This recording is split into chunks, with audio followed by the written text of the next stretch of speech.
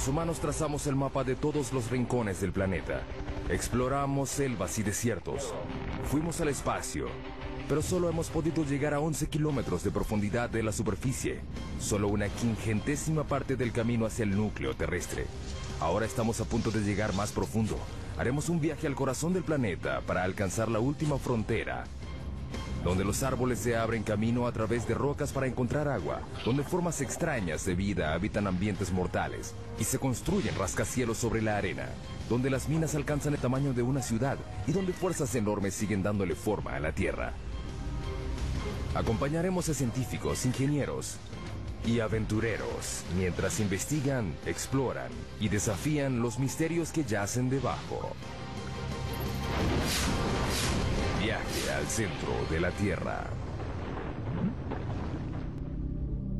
Para llegar al centro de la Tierra, hay que hacer un viaje de 6.437 kilómetros a través de los 3 distintos estratos subterráneos. El primero es la corteza terrestre, un estrato superficial y frágil que tiene 32 kilómetros de profundidad.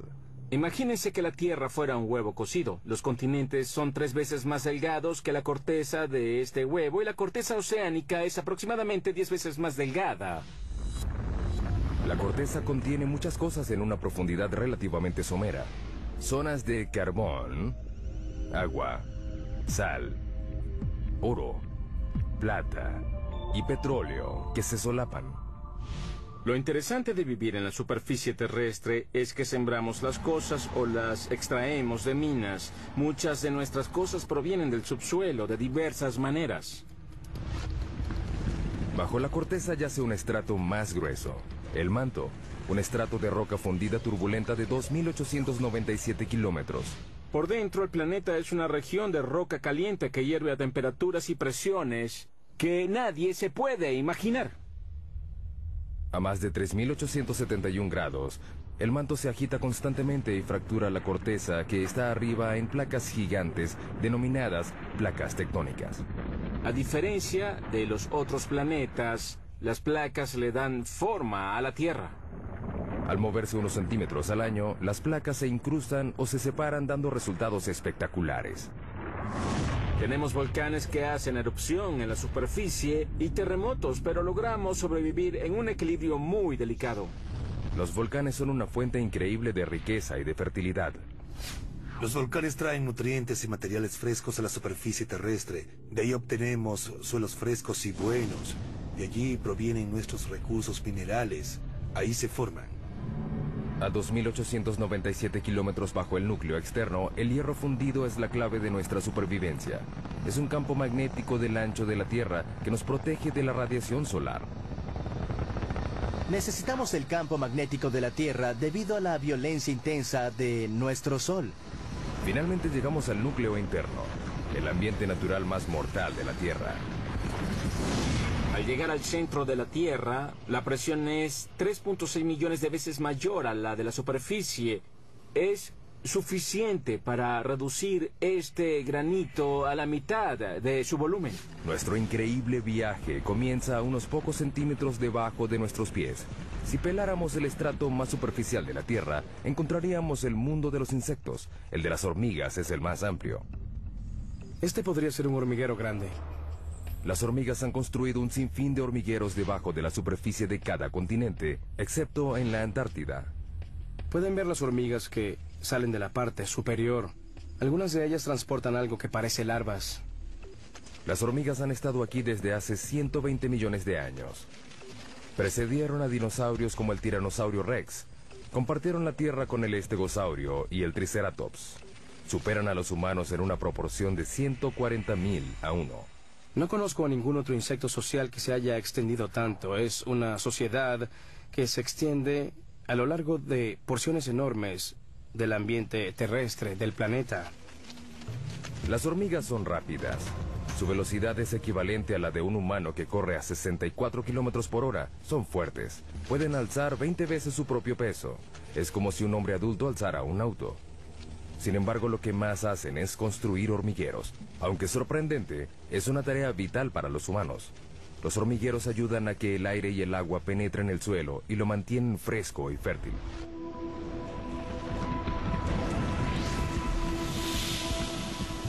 debajo de la zona de las hormigas, 2 metros bajo tierra. Londres, Inglaterra. A 2 metros bajo estas calles concurridas yacen las venas y arterias que transportan las necesidades de la vida moderna. 45.000 kilómetros de gasoductos, 30.500 kilómetros de cables eléctricos, 64.300 kilómetros de cloacas y el lugar de descanso final para millones de personas. La frase 2 metros bajo tierra se usa mucho para hablar de los fallecidos y enterrados, pero ¿de dónde proviene? Es una historia que data de 1665 en Londres. La ciudad sufría una epidemia de peste bubónica. En plena epidemia llegó a haber más de 7.000 muertos a la semana. El Lord Alcalde de Londres trató de detener la propagación de la enfermedad y ordenó que se excavaran las tumbas de las víctimas de la plaga al menos 2 metros bajo tierra. Se creía que los muertos infectaban a la gente sana y que al enterrarlos a 2 metros bajo tierra se podía contener la enfermedad. Luego, la gente supo que la plaga era transmitida en realidad por las pulgas que portaban las ratas negras. Finalmente, la epidemia de 1665 causó la muerte de 72.000 personas, 1 de cada 6 londinenses. La ciudad no descansó hasta que el gran incendio de Londres acabó con las ratas el año siguiente. Sin embargo, la tradición de enterrar los muertos a esa profundidad se extendió por todo el mundo.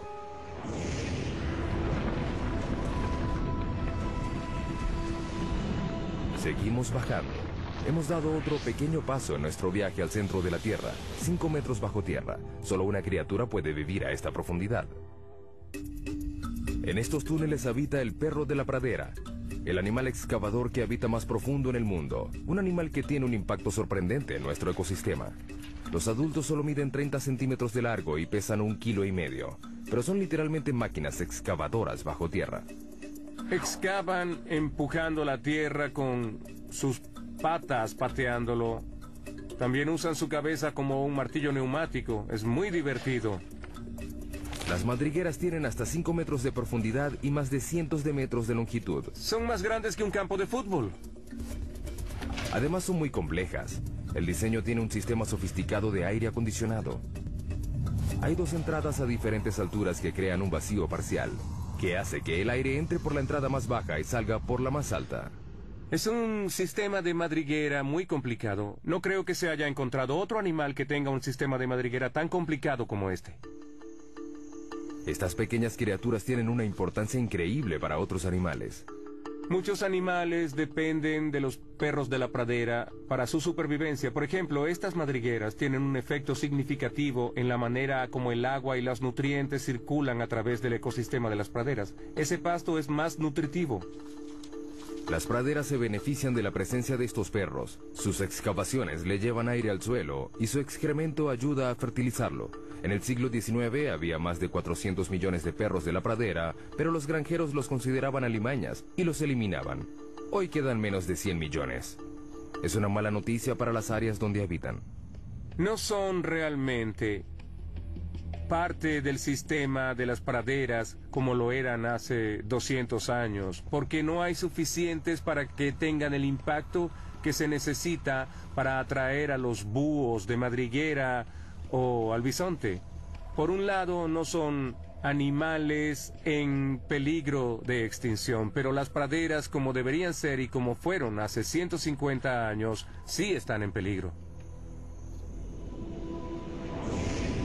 La próxima parada en nuestro viaje es a 15 metros de profundidad. En muchos lugares del mundo desaparecen las formas de vida superiores a esta profundidad. El suelo da paso a la roca. Comenzamos a encontrar carbón. El carbón se formó hace 300 millones de años. Fue un proceso que ocurrió una sola vez. El clima era más caliente y más húmedo que el actual. En las regiones ecuatoriales de la Tierra predominaba un pantano gigante. Los árboles caídos y la vegetación se descomponían en el suelo cenagoso y los sedimentos superiores los comprimieron en rocas. Hoy, el carbón genera 1/3 de la electricidad mundial. Se producen 7 millardos de toneladas al año. Los campos de carbón más grandes del mundo están en China, Rusia y los Estados Unidos. El estado de Pensilvania produce el 1% del suministro mundial. El pueblo de Centralia en Pensilvania una vez tuvo 1.500 habitantes. Era una comunidad idílica de un pueblo pequeño. Podrías ir de un lado a otro y conocer a todos. Es un buen estilo de vida. Hoy es un pueblo fantasma por culpa de un accidente inesperado. En 1962 incendiaron a propósito la basura en un relleno sanitario al lado del cementerio del pueblo. Querían limpiar el vertedero del pueblo, incendiaron la basura y el incendio se extendió por una abertura en este laberinto de unas minas profundas de carbón que habían sido abandonadas. El incendio alcanzó una profundidad de 15 metros y se extendió por 2 kilómetros cuadrados. El área de una parte de Manhattan, y aún no se ha acabado. La antracita es el carbón que activa el fuego. Es un combustible lento y rico en carbono. Al ver la orientación del lecho de roca, se puede notar que se hunde de esta manera, creando un valle sinclinal. En la región de Antracita, la mayor parte del carbón se encuentra en el valle.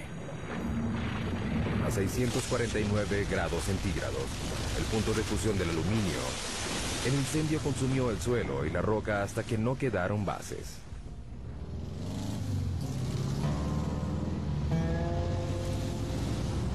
Lo que una vez fue la avenida Locust, la vía principal de Centralia, es en la actualidad una sección de una autopista rural. Es difícil imaginar que esto fue una vez el centro de un pueblo. En esta fotografía vemos cómo era Centralia antes. Estamos en lo que era la estación de servicio de John Codington. Ese árbol muerto de allá es el mismo de la fotografía. Las calles estaban llenas de casas, unas al lado de la otra. Todo eso desapareció, la naturaleza reclamó lo suyo y ya no queda casi nada del antiguo pueblo. Esta casa en la avenida Locust, enfrente de la estación de servicio, pertenecía a Bob Gadinsky. En 1977, mi esposa y yo adorábamos esta casa. Era una comunidad muy unida. Como ven, ya no queda nada más que un monte lleno de maleza. Con el pasar de los años, el incendio creció. Se hizo más fuerte y se avivó. Quemó el paisaje y chamuscó los árboles desde abajo. Aparte del calor y el humo, el fuego despidió un gas nocivo al igual que lo hace hoy en día.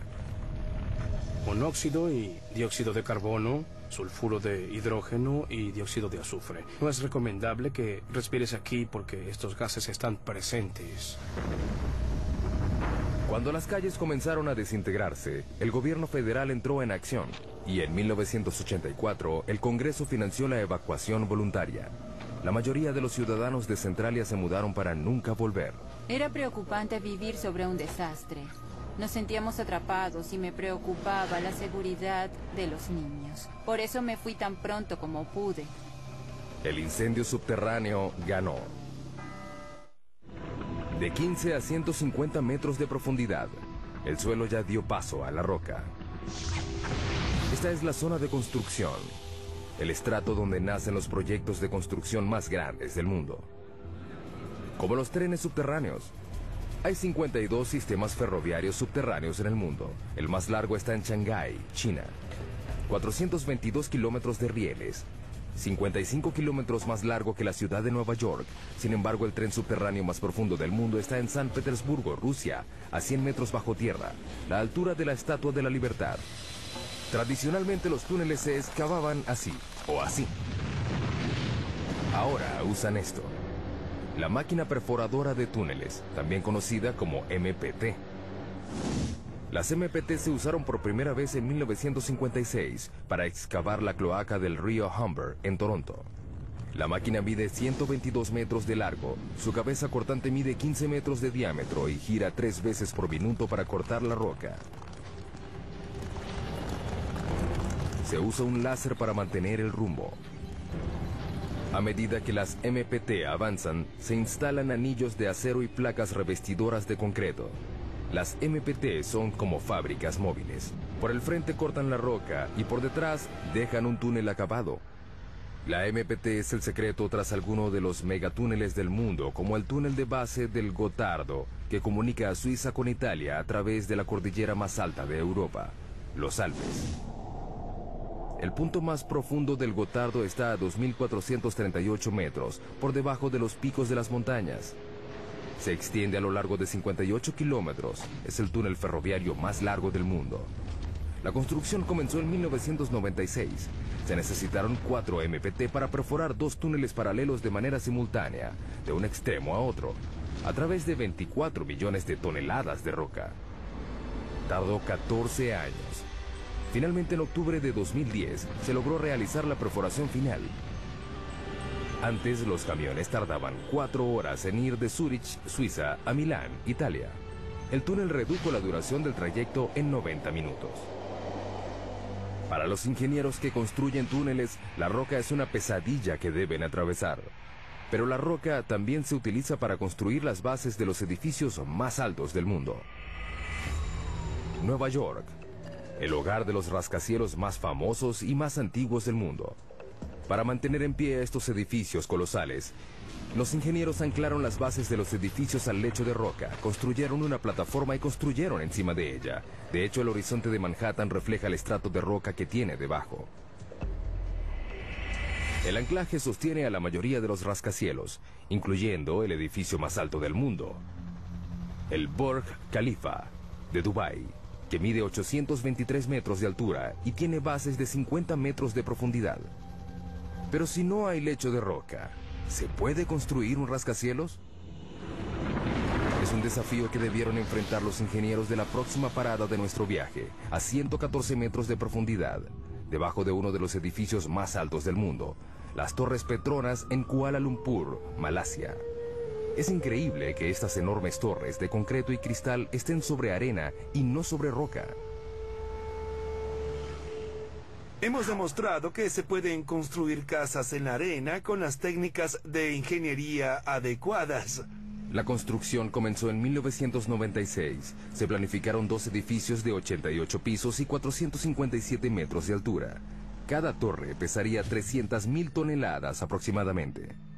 Al principio la idea era construir las bases en el lecho de roca, pero los topógrafos descubrieron que la roca bajo el lugar de construcción tenía pendientes pronunciadas. Era como un acantilado subterráneo de casi 183 metros.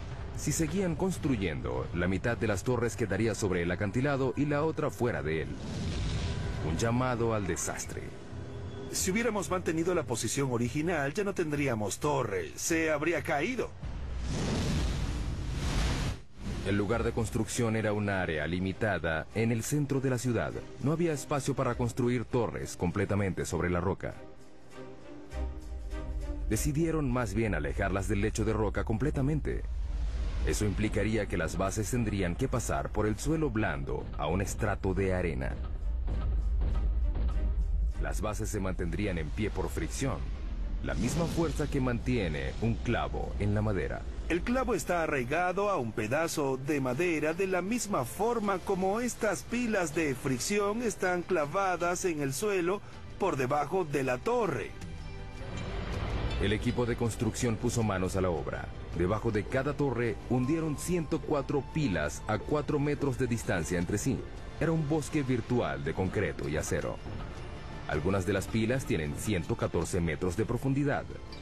En 2011 son las bases más profundas de cualquier edificio en el mundo. La ingeniería subterránea logró lo imposible. 2 torres de 457 metros de altura construidas sobre arena. Desde hace mucho tiempo, los ingenieros han recurrido a la geología para guiarse en su trabajo, pero la geología puede ser impredecible. El término roca da la impresión de que es algo fuerte, pero no siempre es el caso. La roca puede ser muy antigua. Esta roca tiene 1.6 millardos de años. Pero también puede ser vulnerable a un elemento muy simple: el agua de lluvia. A lo largo de millones de años, el agua de lluvia que cae sobre la roca hace que se deforme y se agriete. Estas fracturas pueden ser enormes. Aquí hay una gigante que se extiende por toda esta roca. Finalmente, el agua crea cavernas en las rocas por las que llega a inmensos lagos y ríos subterráneos. Más abajo, el agua satura la roca como una esponja.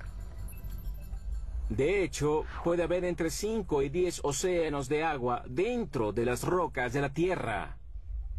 El 99% del agua dulce líquida del mundo yace en el subsuelo. Las reservas más grandes están en China, Rusia, África y Estados Unidos. El acuífero Ogallala es el más grande de Estados Unidos. Se extiende desde Nebraska hasta Texas. Abarca 450.650 kilómetros cuadrados, el área de Suecia, y alcanza 150 metros de profundidad. Pero en muchos lugares del mundo, el agua subterránea se está acabando. Esto quiere decir que la gente, los animales y las plantas deben ir cada vez más profundo para obtenerla. La próxima parada de nuestro viaje es la raíz más profunda de un árbol a 122 metros de profundidad.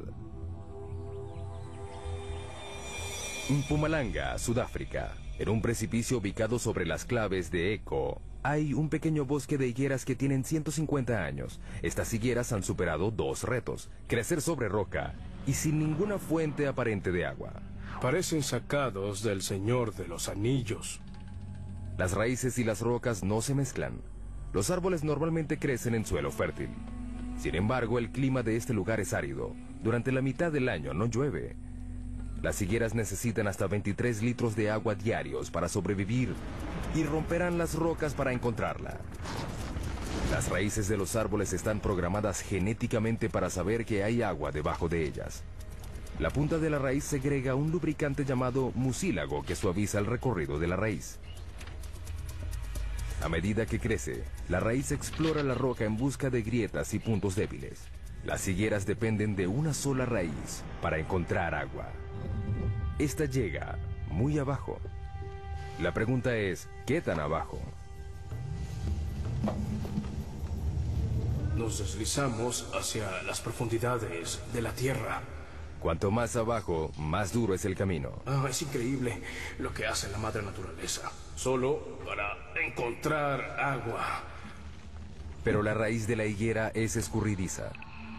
Esperemos encontrar algo más adelante. Finalmente, Burroughs encuentra algo. Oh, al fin. A 37 metros de profundidad vemos la primera señal de una raíz de higuera real.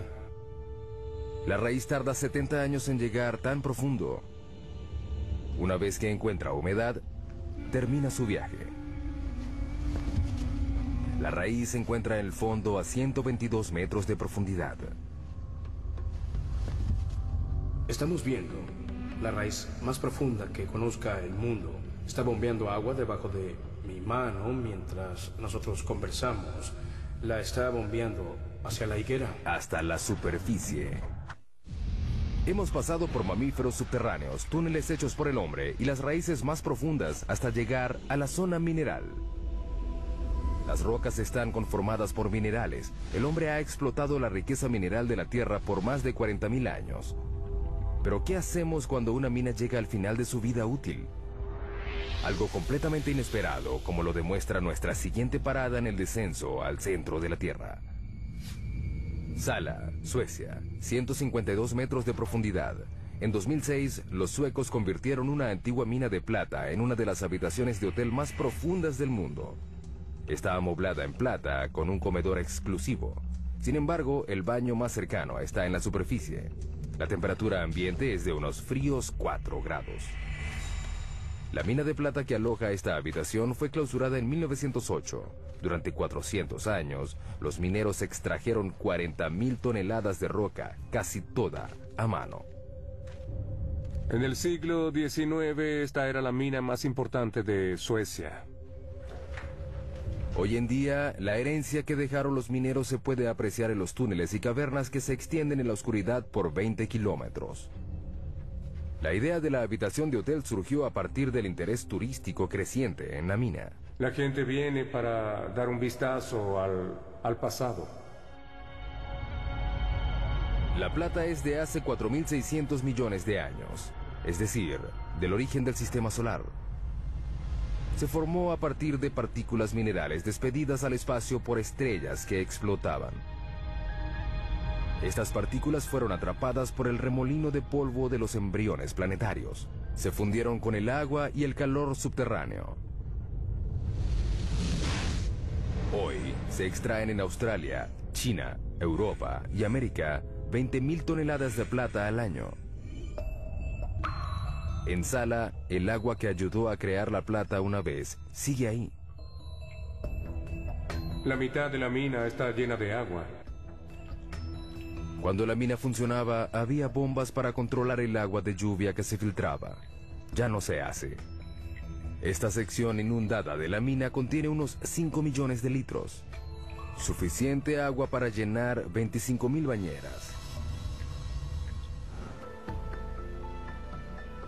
Marco y Tatia Ranisto reservaron la habitación subterránea para celebrar su 15º aniversario de bodas.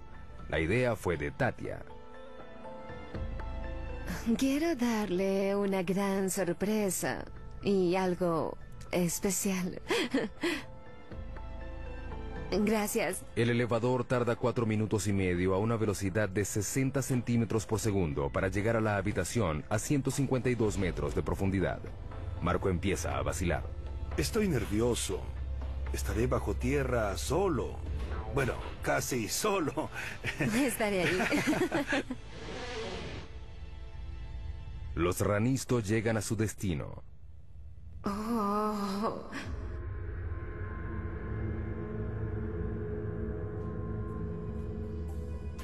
Puedo decir que es increíble.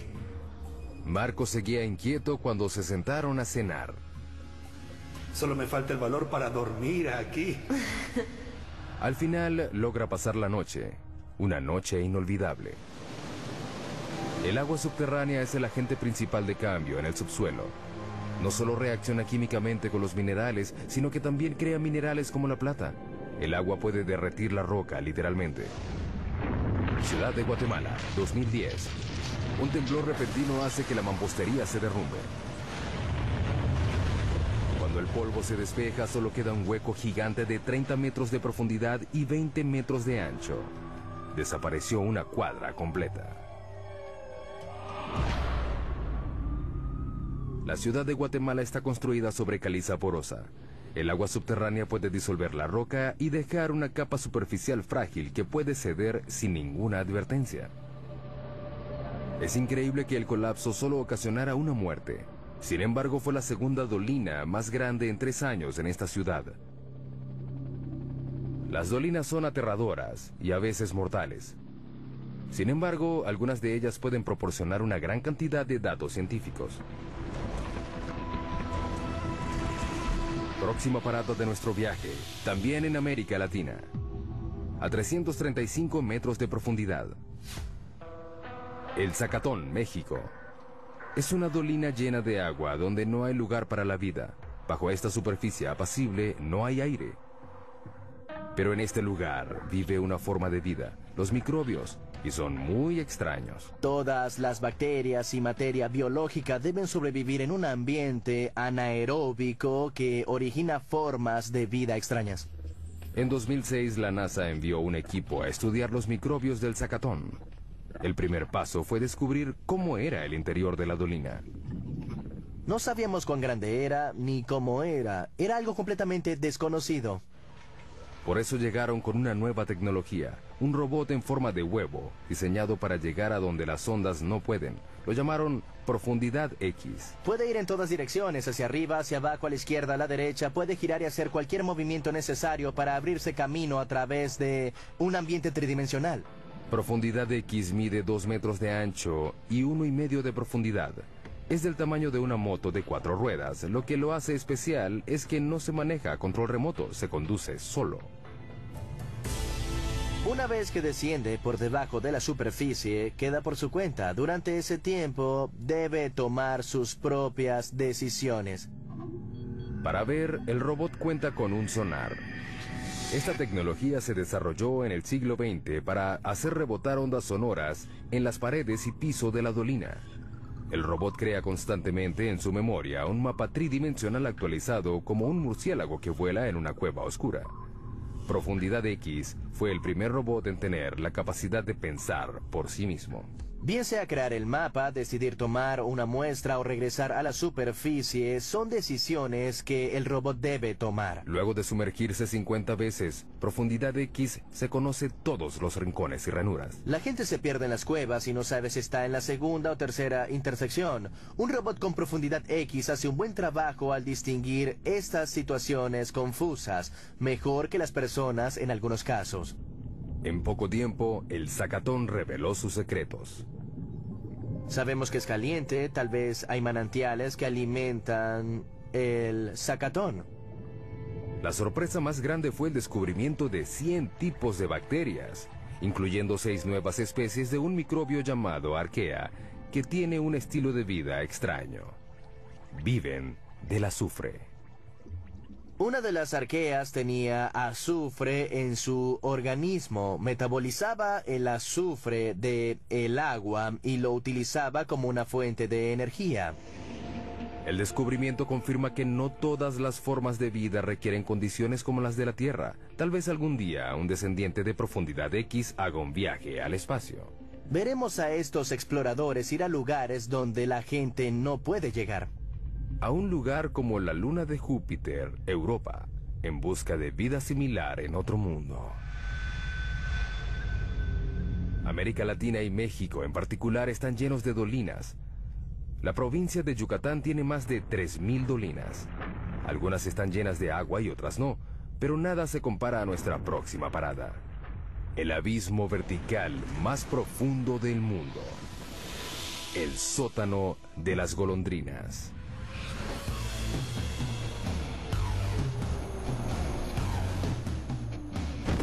Para cierto tipo de paracaidistas, este lugar representa un reto único.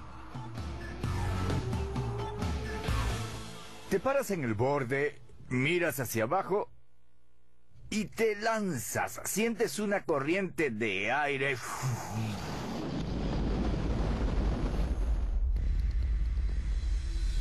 427 metros de profundidad, 38 metros de ancho en la parte superior.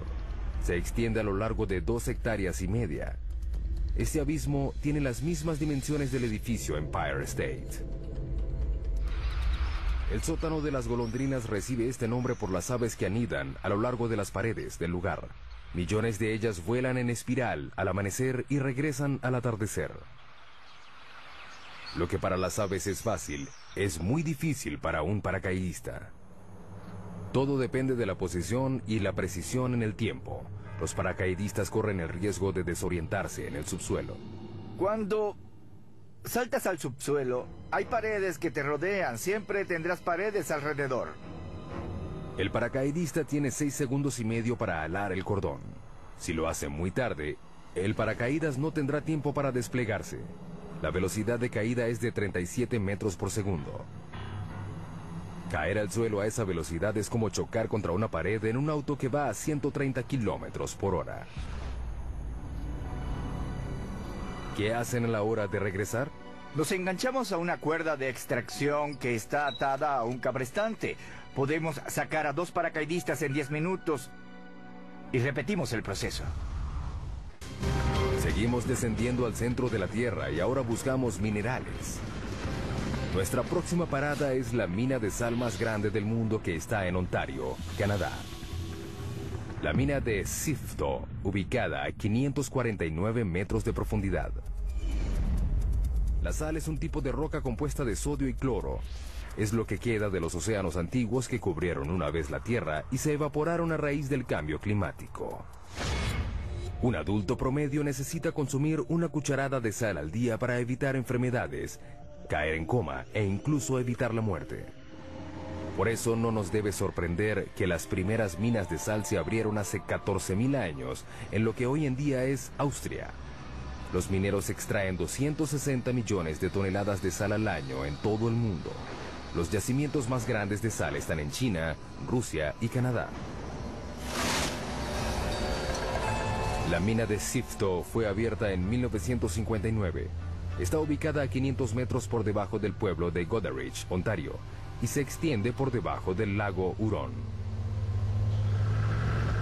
La mayoría de las minas consisten en túneles pequeños sostenidos por vigas y pilares llamados puntales. Sifto es más bien una ciudad subterránea. Sus cavernas se extienden por 8 kilómetros cuadrados. Es decir, un área del tamaño del centro de Manhattan. Tiene incluso sus propias tiendas y oficinas. Donde el techo comienza a hacerse más bajo, los mineros saben que se acercan al lugar donde estas sierras eléctricas gigantes trabajan. Abrimos túneles de 4 metros de alto y 18 de ancho. Las hojas de 3 metros de largo cortan la roca. Las hojas de sierra giran 1500 veces por minuto. El aire está lleno de polvo. El ruido es abrumador y está a punto de empeorar. Perforamos y explotamos las cabeceras de mina de 18 metros de ancho y 18 metros de alto. Son cuevas enormes.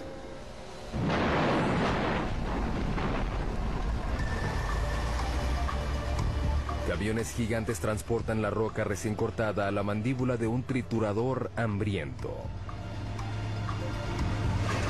Los camiones descargan la roca a una velocidad de 10 veces por hora, 24 horas al día, 7 días por semana. En los 4 minutos que le toma al monstruo triturar la carga, pedazos de roca de 1/4 de tonelada se reducen a granos gruesos. La correa transportadora la lleva a compensación y descarga. Es un tanque grande que llena los baldes de sal que suben y bajan. Así sacamos la sal. Este gran tanque es de gran beneficio para nosotros.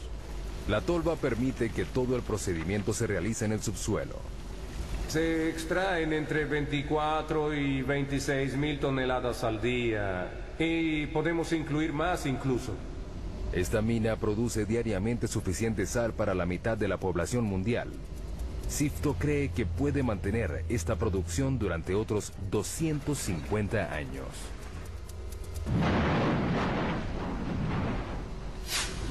Ahora iremos 183 metros por debajo de la mina de Sifto, a otra mina de sal, en Sondershausen, Alemania.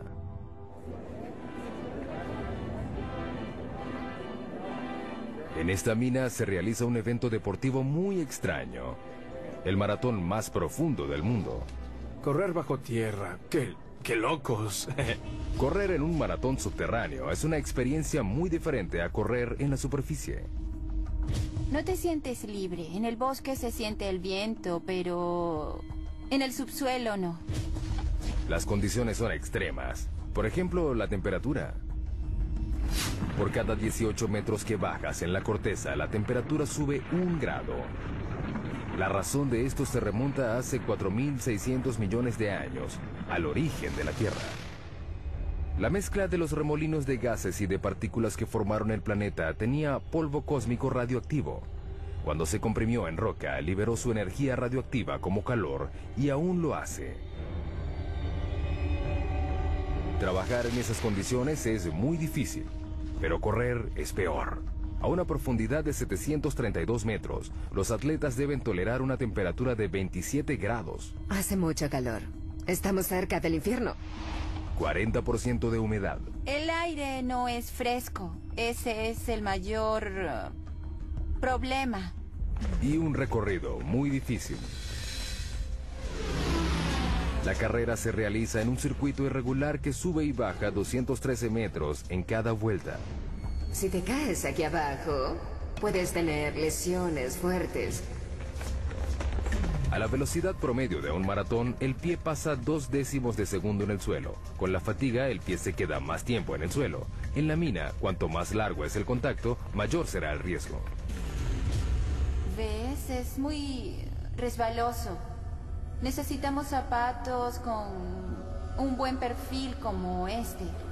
Estos tienen un perfil alto, pero podría ser más alto. Necesitas unos zapatos de clavos. Con muchos. Es inevitable que este suelo traicionero tenga una víctima. No se sabe por qué los atletas corren el riesgo de competir en estas condiciones peligrosas. Si les preguntan, todos responden lo mismo. Por placer. Creo que es el maratón más difícil del mundo. ¿Quién puede decir que corrió en un maratón a 610 metros bajo tierra? Luego de pasar medio día bajo tierra, los atletas pueden regresar a la superficie. El calor húmedo, el aire seco y las demás condiciones difíciles son solo temporales. Sin embargo, para los 33 mineros chilenos no fue fácil salir en 2010, cuando el techo de uno de los túneles de la mina de cobre colapsó y quedaron atrapados a 732 metros. Los mineros tuvieron que soportar 27 grados centígrados, un aire denso y lleno de polvo de roca, oscuridad y aislamiento. No sabían si lograrían salir. Tuvieron que perforar una roca volcánica dura llamada basalto para abrir el hoyo de rescate. Pero esta roca se caracteriza por sus deslizamientos súbitos. Con el temor de provocar otro colapso, equipos de todo el mundo llegaron a Chile a perforar el hoyo de rescate con la última tecnología. Fue un proceso muy lento. Luego de 69 días, los 33 mineros fueron rescatados, uno de los rescates mineros más grandes de la historia. Nos acercamos a los lugares más profundos a los que ha llegado el hombre. Este es el laboratorio científico más profundo del mundo. Hay mucho que hacer aquí. El observatorio Sudbury Neutrino, o Snow Lab, queda a 2 kilómetros por debajo de la región central de Ontario. Hay 2 experimentos en curso, uno que está en la etapa final de la puesta en marcha y otros 3 grandes experimentos que están en construcción. Los científicos de Snow Lab están buscando algo que solo se puede ver a 2 kilómetros de profundidad. Unas partículas diminutas de materia cósmica denominadas neutrinos. Son tan pequeñas que 200 cuatrillones de ellos cabrían en un grano de arena. 200 cuatrillones tiene 26 ceros. No es de sorprender que los neutrinos sean muy livianos. Son partículas increíblemente livianas que normalmente pasan inadvertidas por la Tierra. Los científicos descubrieron los neutrinos en 1956. Están por todo el universo. Para poder ver algo tan pequeño, hay que filtrar los rayos gamma, los rayos X y la radiación ultravioleta que bombardean continuamente la Tierra desde el espacio. Hay que probar que no haya radiación convencional que interfiera en las señales que estás esperando, y para ello se necesita mucha protección radiológica. Por eso el laboratorio está a esa profundidad. Estos rayos cósmicos imposibilitan las mediciones de los neutrinos, que son muy sensibles. Los 2 kilómetros de roca por encima de nuestro laboratorio reducen estos rayos cósmicos por un factor de 10 millones. Para encontrar algo tan pequeño como los neutrinos, se necesitan equipos muy grandes. Cuando buscas una partícula, tratas de aumentar las probabilidades de verlo. Los túneles y cámaras intercomunicados del Snow Lab se extienden por un área de 7.247 metros cuadrados. Es el tamaño de 6 piscinas olímpicas juntas.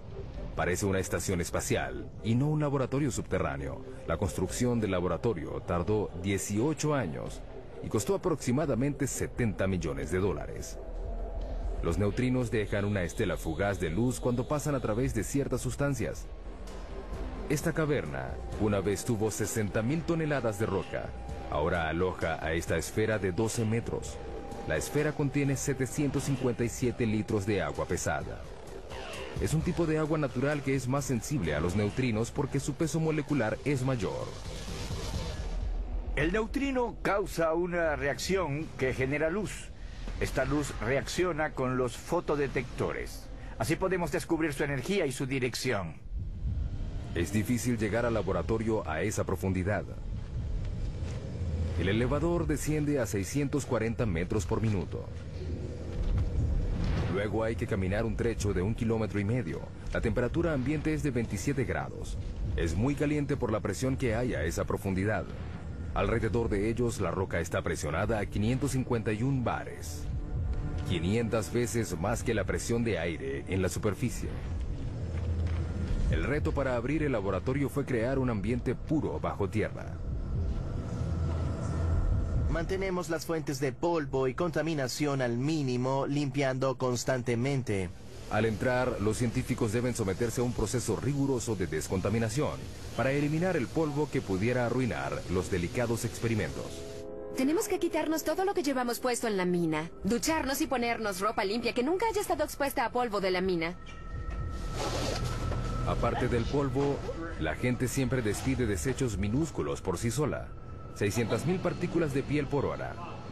100 hebras de cabello al día. Todo eso puede comprometer el trabajo del laboratorio.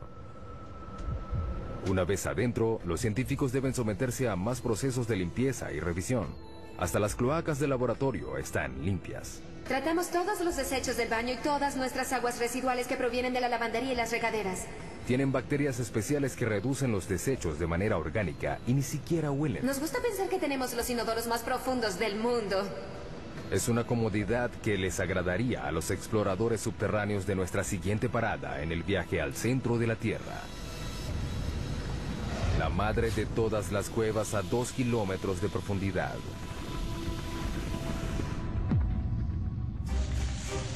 Estos exploradores de cuevas polacos esperan llegar más profundo de lo que haya llegado cualquier otro.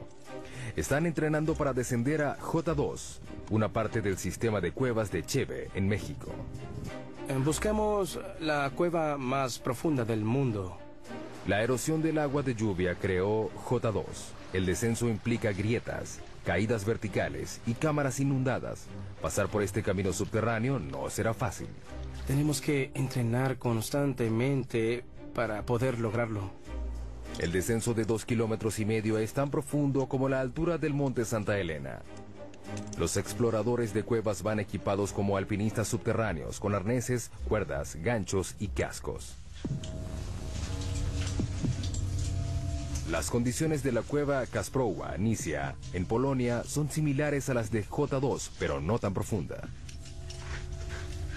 A medida que el equipo desciende, el pulso aumenta a 140 latidos por minuto. Los exploradores queman unas increíbles 6,000 calorías diarias, el doble de lo normal.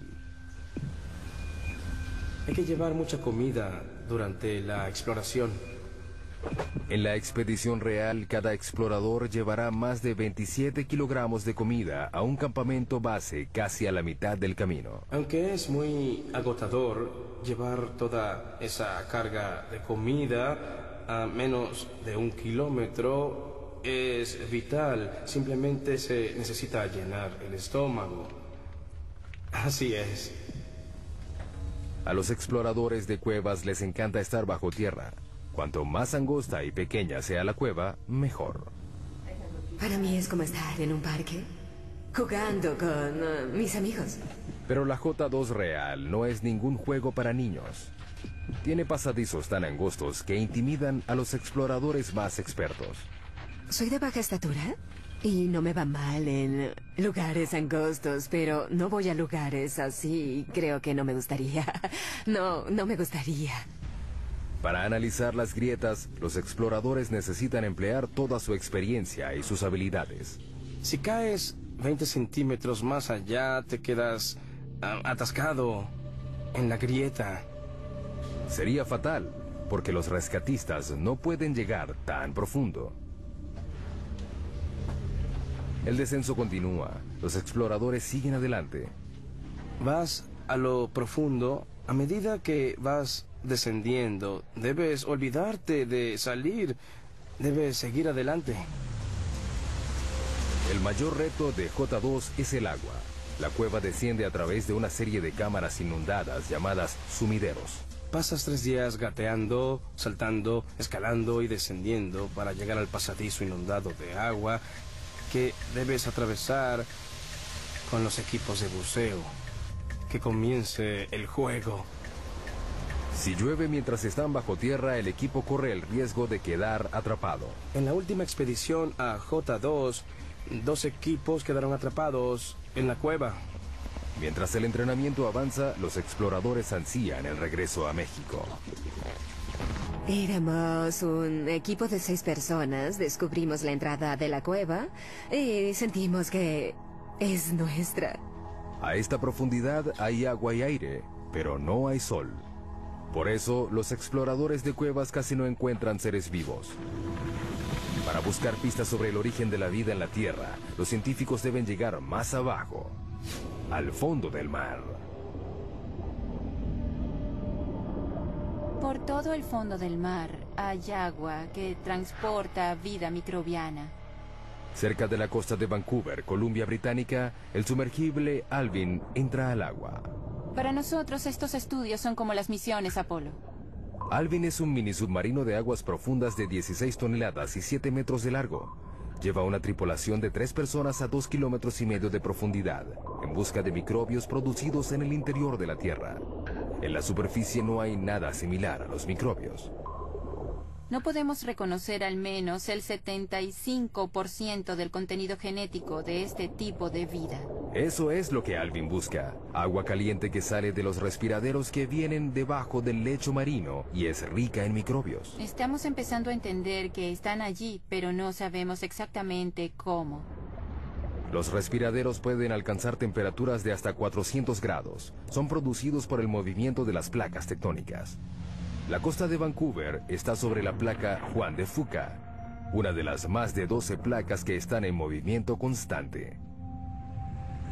Cuando los bordes de las placas se separan, crean fisuras grandes en el lecho marino. A través de ellas, el agua es succionada, calentada en el subsuelo y despedida de nuevo al océano en un ciclo continuo. Esta agua porta consigo los microbios. El equipo de Edwards no tiene idea de cuán lejos llega esta vida dentro de la corteza. Eso es lo más impresionante. No sabemos dónde acaba la vida. Para descubrirlo, insertarán sensores conocidos como corchos en una sección de 3.237 kilómetros cuadrados del lecho marino, un área del doble del tamaño de la ciudad de Los Ángeles. Los corchos de 2,5 metros están equipados con monitores de temperatura y de presión. Se llevan a 457 metros por debajo del lecho marino, a un total de 3,2 kilómetros por debajo de la superficie. Los corchos rastrean el recorrido del agua caliente dentro de la corteza terrestre. Tenemos que entender realmente cómo fluye el agua y qué tipo de microbios hay allá abajo. Sigan el agua, ahí estarán los microbios. La riqueza mineral de la Tierra es el motor de la mayor parte de la economía mundial. Cuanto más raro sea el mineral, más profundo llegarán los mineros para obtenerlo. Tautona, Sudáfrica.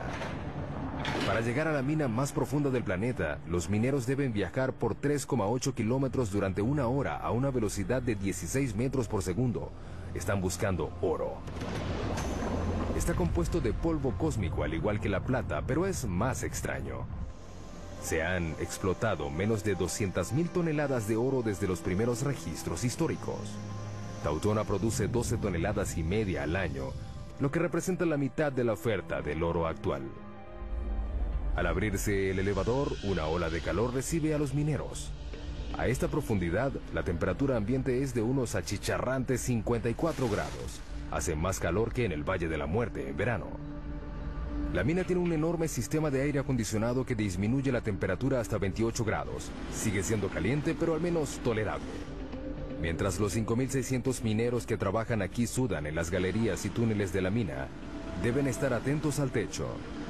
A esta profundidad, cualquier temblor puede desatar un mini terremoto subterráneo. Las rocas que caen a partir de este dejan algunos muertos cada año. La siguiente parada de nuestro viaje es 3 veces más profunda que la mina de Tautona. Es el lugar más profundo que ha alcanzado el hombre alguna vez. En el oeste del Pacífico, a 11,2 kilómetros de profundidad, yace el abismo Challenger. Es un corte profundo del lecho marino de 69 kilómetros de ancho que se extiende por 2.543 kilómetros, la distancia entre Nueva York y San Antonio, Texas. El peligro en este abismo no es el calor ni los temblores, es la presión.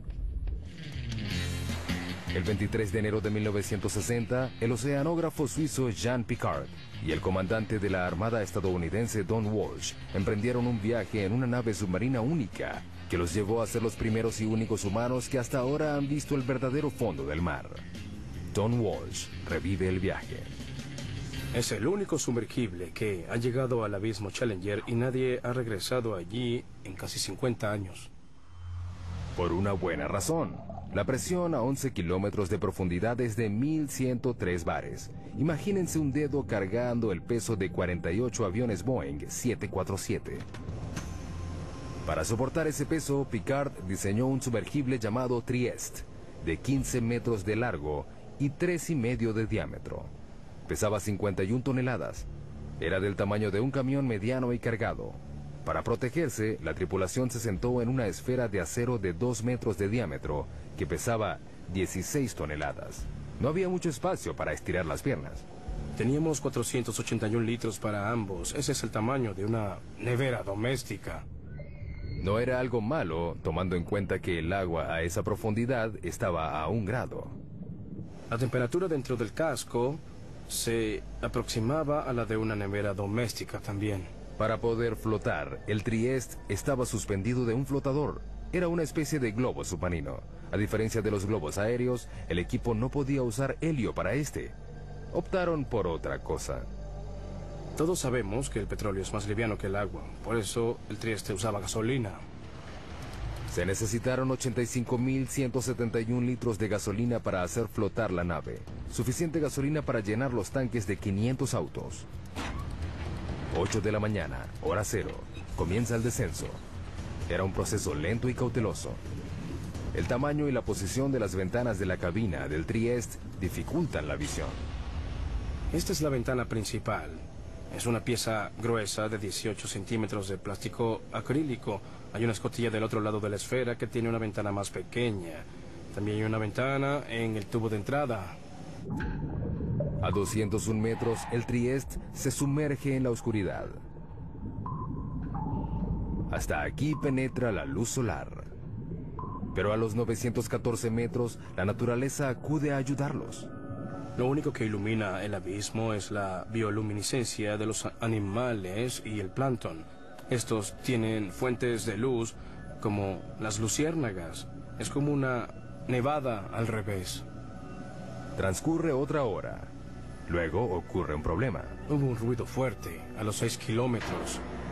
A 6 kilómetros bajo el agua, Walsh hace una prueba diagnóstica. Oímos el ruido y verificamos todos los medidores que teníamos. Todo parecía bien, así que seguimos el camino.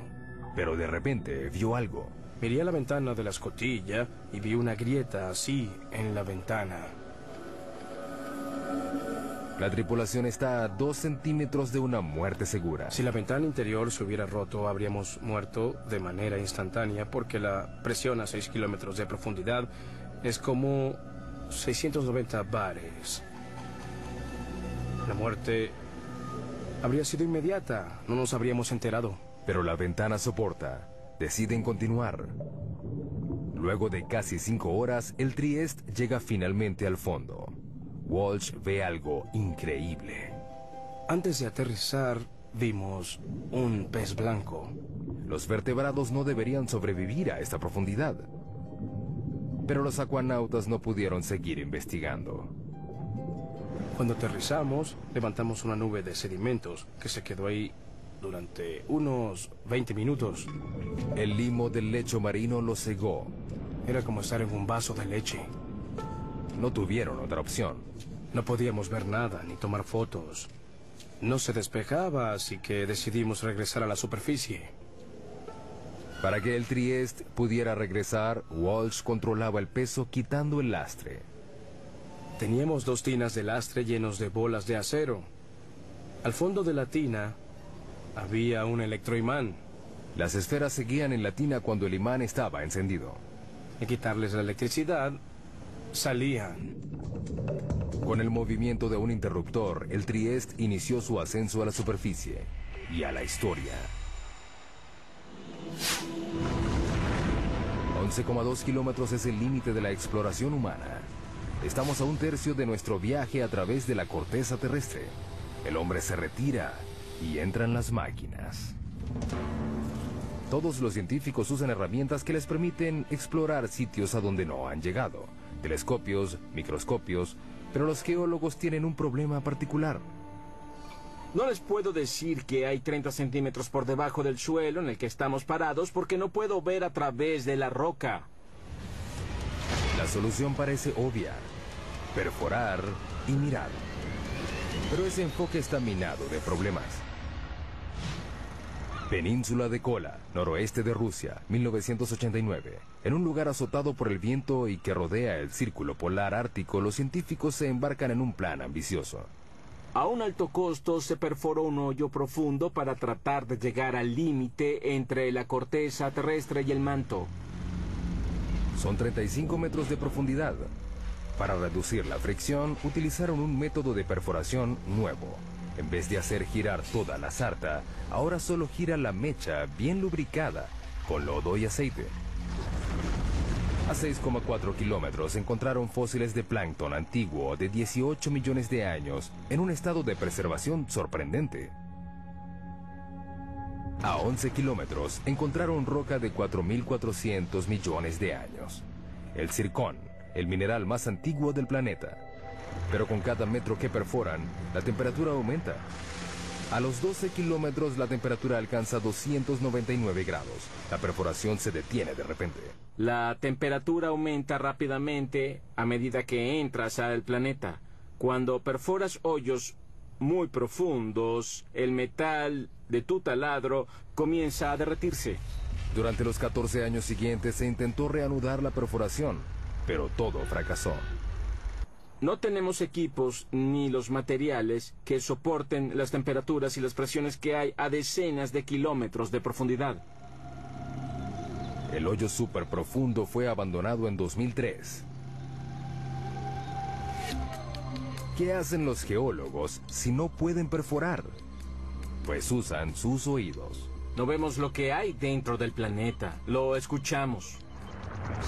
Estos ecógrafos se conocen como sismógrafos y siguen los sonidos hechos por el movimiento de las rocas en el subsuelo.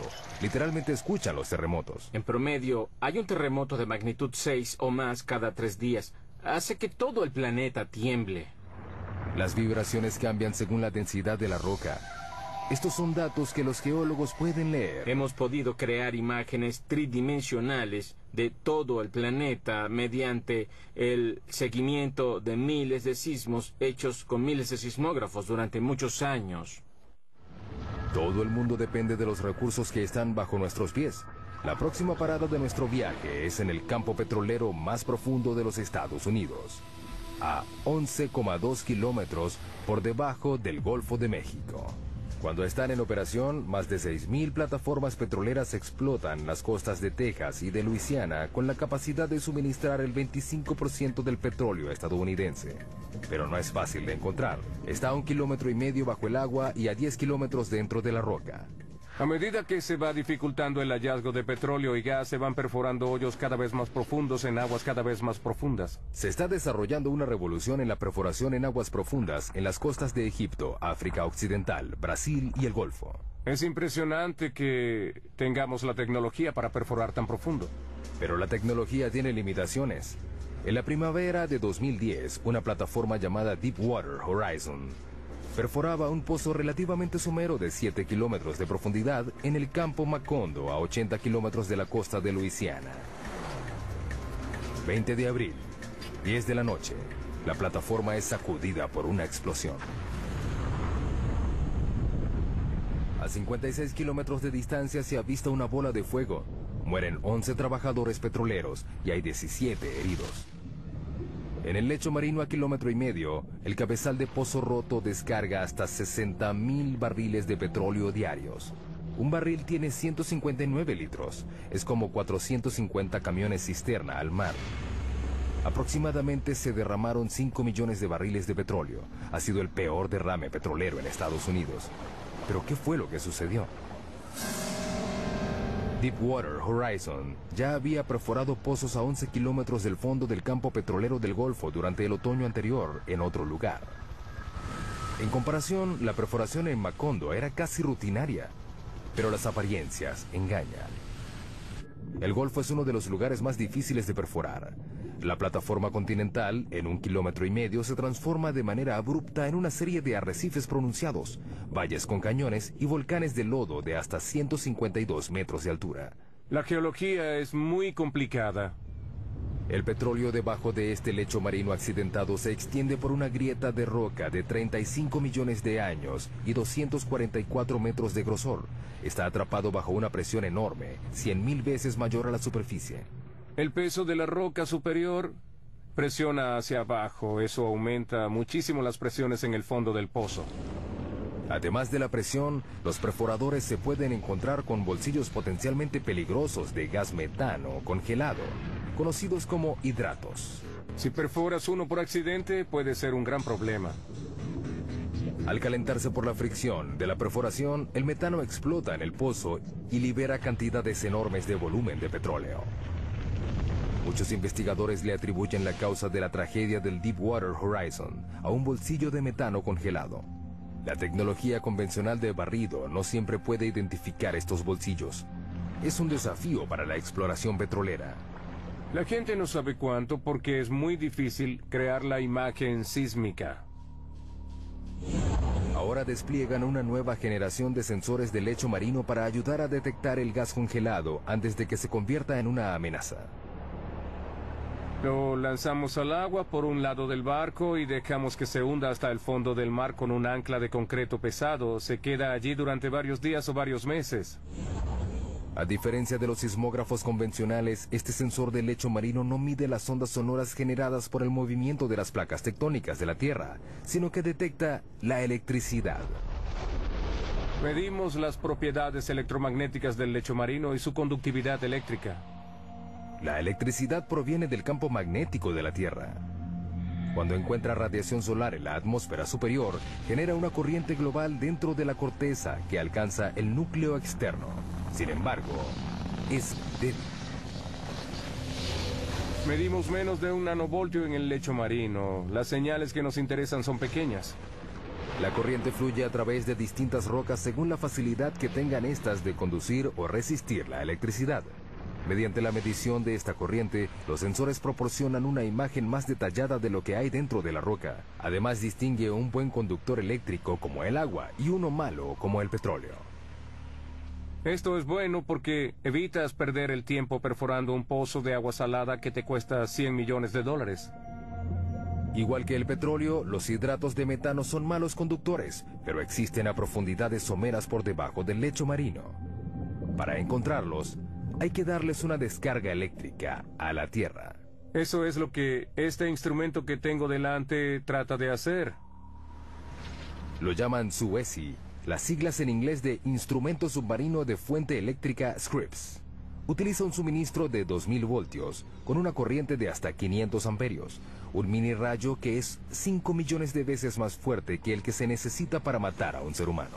Lo llevamos muy cerca del lecho marino a través de un cable por la parte de atrás de nuestro barco de investigación. Lo alimentamos con electricidad y genera una corriente eléctrica que se inyecta en el agua por una antena. Luego miden lo que reciben de vuelta. Una lectura somera que muestra que la roca es resistente a la electricidad. Quiere decir que contiene un bolsillo de hidratos. El tiempo dirá si el barrido electromagnético ayudará a reducir el riesgo de reventones en el mundo de los campos petroleros profundos. Mientras tanto, la técnica tiene muchos otros usos entre los geocientíficos. Es como poder ver dentro de un plato de sopa hirviendo y saber a dónde va todo.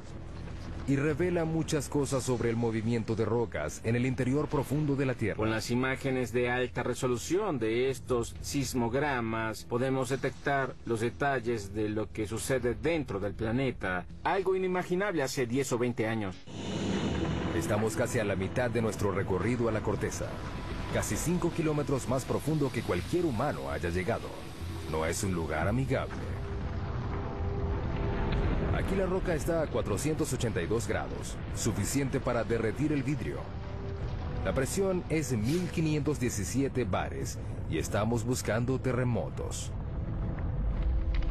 En todo el planeta, las placas tectónicas se incrustan y se pandean en un movimiento lento y continuo a un promedio de 2,5 centímetros al año.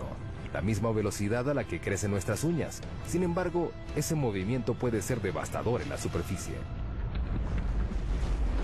Enero 2010, Puerto Príncipe, Haití. Un terremoto de magnitud 7 sacude la ciudad. El sismo principal dura solo 10 segundos, pero las réplicas continuaron por 2 semanas. Después de esas 2 semanas, hay 230,000 muertos, casi 300,000 edificios destruidos y 2 millones de personas quedaron sin hogar. Es el cuarto terremoto más devastador de la historia. Los terremotos tienen un potencial de ser los desastres naturales más catastróficos. En Haití, la falla que causó este desastre solo tenía 64 kilómetros de largo y se movió solo 2 metros. Pero los temblores desataron fuerzas inimaginables. Hay mucha energía almacenada en la Tierra y sube a la superficie en forma de onda. El sismo movió la Tierra como una sábana en ondas de hasta 4 metros de alto. Cuando golpea la superficie, la onda se concentra allí, se refleja y regresa. Puede tener el doble de intensidad de la onda de ese lugar. Estamos en el Centro de Investigación de Ingeniería Sísmica de la Universidad de California en Berkeley. Los científicos de este centro se ganan la vida rompiendo cosas. Estos son algunos de los modelos probados de las columnas esquineras. Pueden ver que están muy dañados. Estas pilas de escombros son los restos de pruebas de laboratorio, el fruto del trabajo científico que ha hecho posible la creación de edificios antisísmicos perfectos. Los científicos ya aprendieron la lección. Si un terremoto ocurre en un lugar, volverá a ocurrir. No es cuestión de si ocurre, sino de cuándo. En California tenemos la mala suerte de tener terremotos con bastante frecuencia. Sin embargo, eso nos hace prepararnos. Las únicas opciones son mudarse o construir edificaciones más seguras. Debemos prepararnos mejor para un terremoto mediante mejoras de normas de diseño. Durante un terremoto, el movimiento más peligroso no es el vertical, sino el horizontal. Este ingeniero trabaja en un diseño que hace las paredes más resistentes a los movimientos horizontales mortales que derriban los edificios. Creamos este tipo de conexión que puede transferir cargas laterales. Estas paredes están unidas por placas de acero que soportan la tensión. Las placas se pueden romper sin que la pared completa colapse. Las paredes están hechas con una mezcla de concreto y fibra, que las hace más flexibles y menos quebradizas. Están diseñadas para que se dañen. El equipo de Berkeley usa una variedad de equipos para someter a los nuevos diseños a un proceso lento de destrucción. Ese bloque de concreto inmenso mide 8 metros y medio de largo por 8 de alto. Pesa 300 toneladas. Hay mucha energía latente encerrada en esa masa. Cuando estos 4 martillos hidráulicos enormes empujan el bloque, le transfieren la energía a la estructura que se está probando. En este caso, se prueba un armazón de columnas y vigas similar al de un rascacielos. Nadie sabe cómo responderá la estructura. Es la primera vez que probamos algo de este modo. El objetivo es llevar la estructura al límite. El edificio se inclina en una dirección y las vigas rotan en sentido contrario a las columnas. El acero se pandeó, pero el armazón sobrevivió. Es un inicio prometedor para el diseño. Pero la única manera de asegurarse de que una estructura soportará un terremoto es creando uno. Esta es la mesa de temblores. La mesa de temblores nos permite crear un terremoto cuando queramos. Como su nombre lo indica, las mesas de temblores crean temblores a escala real, que sacuden edificaciones a escala real. Podemos simular 6 componentes del movimiento. La mesa puede mover la edificación hacia adelante y hacia atrás, hacia arriba y hacia abajo o hacia los lados para recrear lo que sucede. El objetivo no es analizar por qué se caen los edificios, sino por qué permanecen de pie. Una de las cosas que queremos predecir es cuándo una estructura colapsará completamente y cuándo colapsará solo de manera parcial. Los terremotos han matado a millones de personas, pero el movimiento tectónico que los ocasiona también forma parte de un ciclo global que es vital para la salud del planeta Tierra. La vida humana no habría evolucionado si no fuera por la tectónica de placas. Sin la tectónica de placas tendríamos un solo océano gigante en la superficie y no tendríamos ningún animal terrestre. El ciclo de creación de la superficie terrestre voltea virtualmente la Tierra. Esto es una amonita, un fósil que vivió en el fondo del océano. Lo impresionante de esta roca es que proviene de la base del monte Everest. Lo más impresionante de todo esto son las fuerzas que la trajeron a la parte de arriba del planeta, que debieron ser enormes e increíbles. La fuente de estas fuerzas yace aún más profunda que las placas tectónicas. Nuestra próxima parada en el viaje al centro de la Tierra. A 35 kilómetros de profundidad entramos al manto, una vasta región de 2.897 kilómetros, que contiene el 70% de la masa del planeta. Aquí la temperatura y la presión compiten para decidir cuál de las dos cambiará más a la roca. A 56 kilómetros de profundidad, la presión es 16.500 veces mayor a la de la superficie, más de lo que un humano puede soportar.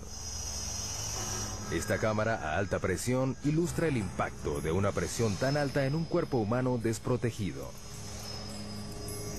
La respiración se hace imposible rápidamente porque los pulmones colapsan y las costillas hacen una implosión. Solo 3 kilómetros más abajo, a 59 kilómetros, la presión aplasta y pulveriza nuestro cráneo. Pero la temperatura también aumenta gracias a la liberación de energía radioactiva en el manto. A 982 grados, el calor es suficiente para empezar a derretir la roca. Esta comienza a convertirse en algo llamado magma.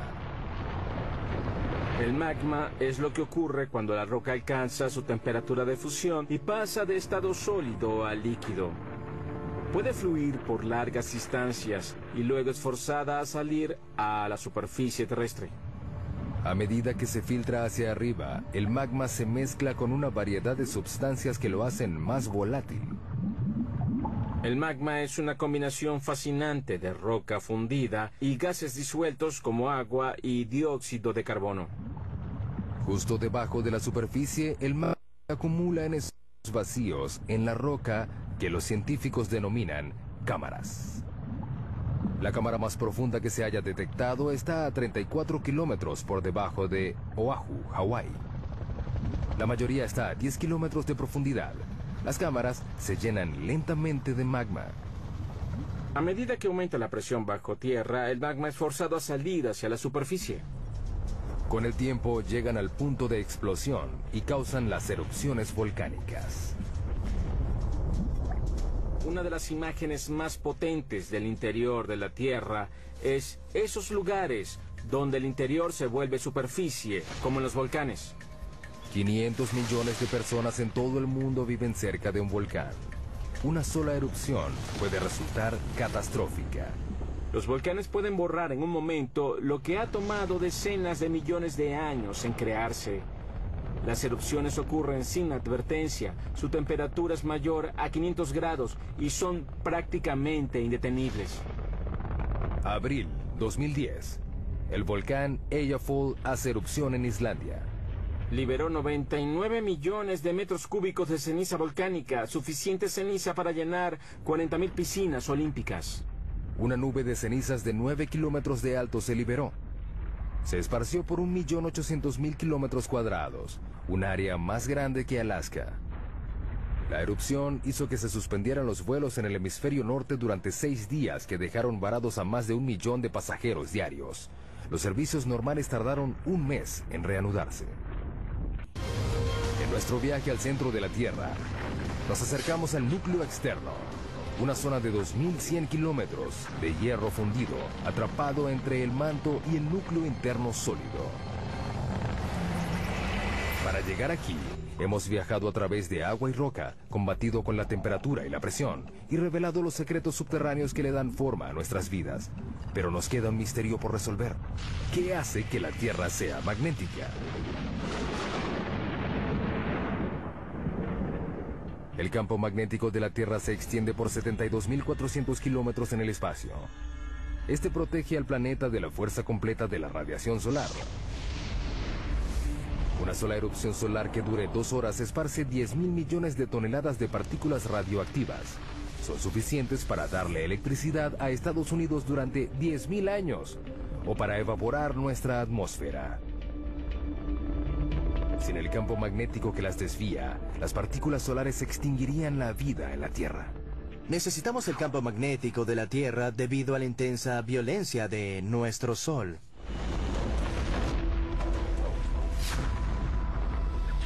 El campo se origina en el núcleo externo rico en hierro. Nuestra próxima parada a 2.897 kilómetros de profundidad. Aquí la temperatura es de 4.427 grados, suficiente para superar la presión rígida y fundir el hierro. A medida que se mueve, el hierro fluyente genera electricidad. Los científicos denominan esto como el efecto dínamo. El efecto dínamo consiste en generar campos magnéticos a partir del movimiento. Pero uno de los grandes misterios es cómo los movimientos del hierro fundido que está bajo la superficie genera un campo magnético. No sabemos cómo la turbulencia del metal líquido origina un dínamo. Es un movimiento de convención turbulento y desordenado. Esta esfera gigante puede darnos algunas respuestas. Es un modelo mecánico de la Tierra. Es parte de un experimento de la Universidad de Maryland que busca descubrir por qué la Tierra es magnética. La esfera tiene 7 metros de ancho, pesa 23 toneladas y rota a una velocidad máxima de 130 kilómetros por hora. Tratamos de obtener velocidades tan altas como sea práctico, para así intentar simular las condiciones del planeta. El núcleo externo está hecho del mismo material de la esfera, el hierro, un buen conductor eléctrico. El núcleo interno ya es magnético, pero es débil. Nadie sabe exactamente por qué, pero al igual que un dínamo gigante, la corriente que se mueve a su alrededor crea un campo magnético. Por supuesto, Lathrop no puede reproducir las condiciones reales del núcleo externo. No podemos ir al núcleo, por eso no podemos ver directamente qué sucede. Pero cree que puede aproximarse. Debe llenar la esfera de 3.220 metros cúbicos de un líquido. Hasta ahora solo ha usado agua, pero ha planificado usar sodio líquido hirviendo. El sodio es inflamable, debemos manejar los riesgos de incendio con cuidado. Pero es lo único aparte del hierro fundido que puede hacer el trabajo. El sodio tiene la ventaja de que se derrite a una temperatura relativamente baja y es un excelente conductor comparado con el hierro líquido. La esfera es el último de una serie de experimentos. Comenzamos construyendo experimentos del tamaño de la mano, que luego pasaron al tamaño de una pelota de básquetbol y luego del tamaño de, no sé, una pelota de medicina. Es el más grande hasta ahora, pero al igual que el campo magnético de la Tierra, nadie sabe cómo funcionará el experimento.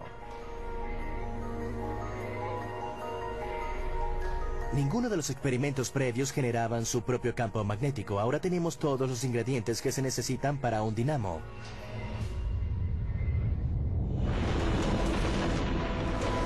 Casi 6.400 kilómetros de profundidad, llegamos al final de nuestro viaje, el núcleo terrestre. Es una masa de hierro de 2.400 kilómetros de ancho y un área superficial un poco mayor a la de América del Sur. La temperatura de este lugar no es tan caliente como la de la superficie solar, pero el peso de todo el planeta presionándolo hace que el hierro permanezca rígido. La presión es muy intensa, es 3,5 millones de veces más que la presión de la superficie. La misma convección que ayuda a generar el magnetismo también empuja el calor hacia la superficie, enfriando el núcleo en el proceso. A medida que la temperatura cae, el núcleo se solidifica lentamente. Un día no habrá suficiente roca fundida para crear un campo magnético. Pero el sol se apagará y destruirá la Tierra antes de que ese día llegue. Mientras tanto, el calor del núcleo ayuda a crear la lenta rotación del manto que renueva la superficie. Alimenta la química de nuestra riqueza mineral y genera el campo magnético que nos protege de un universo hostil.